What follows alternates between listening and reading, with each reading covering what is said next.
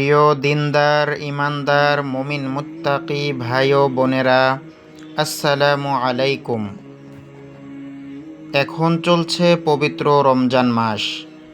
পবিত্র রমজানের একটি গুরুত্বপূর্ণ রাত হলো শবে কদরের রাত, যে রাতকে আল্লাহ তাআলা কোরআনুল কারিমে হাজার মাসের চেয়েও উত্তম ঘোষণা করেছেন।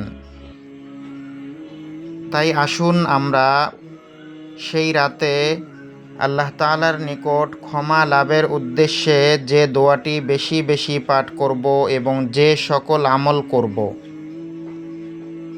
নাম্বার ১, শবে কদরের রাতে আম্মাজান আয়েশা সিদ্দিকা রাদিয়াল্লাহু তাআলা আনহা যে দোয়াটি বেশি বেশি পাঠ করতেন, আর তা হলো আল্লাহুম্মা ইন্নাকা আফুউন তুহিব্বুল আফওয়া ফা'ফু আন্নি।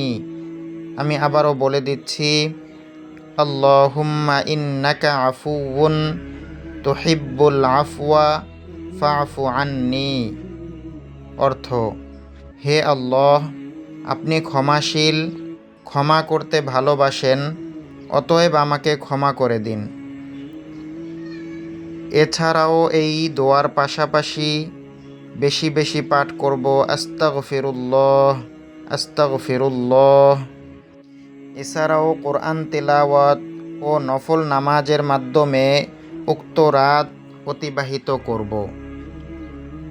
সর্বশেষ বিশেষ দোয়া ও মোনাজাতের মাধ্যমে নিজের গুনাহ মাফ করাবো, আত্মীয় স্বজন ও সমগ্র মুসলিম উম্মার জন্য দোয়া করব। আল্লাহ রব্বুল আলামিন আমাদের সকলকে পবিত্র শবে কদরের রাতের ইবাদত নসিব করুন। সকলেই বলি আমিন।